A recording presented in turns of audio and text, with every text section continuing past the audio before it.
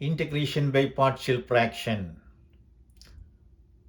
Integration dx by x squared minus 4.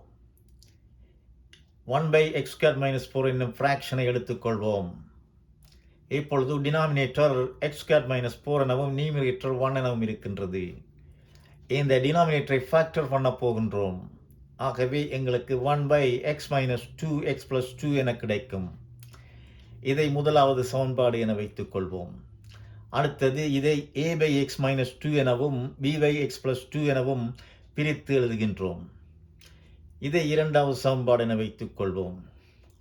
அடுத்தது common denominator a by x minus 2 plus b by x plus 2வை a into x plus 2 plus b into x minus 2 என எழுதினால் கீழே common denominator வரும். x minus 2x plus 2 என வரும். இப்பொழுது பார்த்தீர்கள் என்றால் முதலாவது சமன்பாட்டையும் மூன்றாவது சமன்பாட்டையும் பார்த்தீர்கள் என்றால் நியூமரேட்டர் 1 இங்கே numerator a into x plus 2 plus b into x minus 2. இதை நாங்கள் சமப்படுத்தும் போது 1 equal to a into x plus 2 plus b into x minus 2 என கிடைக்கும். இப்பொழுது x equal to 2 என இடும்போது இங்கு 2 minus 2 0 ஆகிவிடும். ஆகவே 1 equal to 4 into 2 plus 2 4 என வரும். 4 into a என வரும்.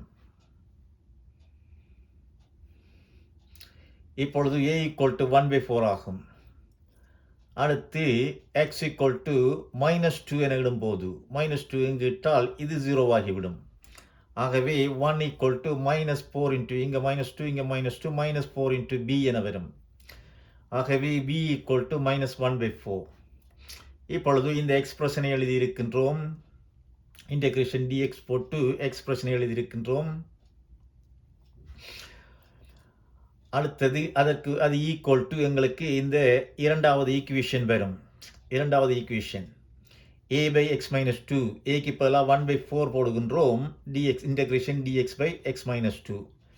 bக்கு பதிலாக minus 1 by 4 போடுகின்றோம்.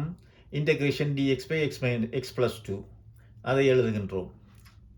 இப்பொழுது பார்த்தீர்கள் என்றால் dx by x minus 2க்கு integration log x minus 2. Integration dx x plus 2க்கு இன்டெகிரேஷன் log x plus 2. இப்பொழுது எங்களுக்கு கிடைக்கும் 1 by 4 into log x minus 2 minus 1 by 4 into log x plus 2 plus c என கிடைக்கும். இப்பொழுது 1 by 4 காமன் அடுத்து log ரூலை பாவித்தால் 1 by 4 into log x minus 2 by x plus 2 plus c என வரும்.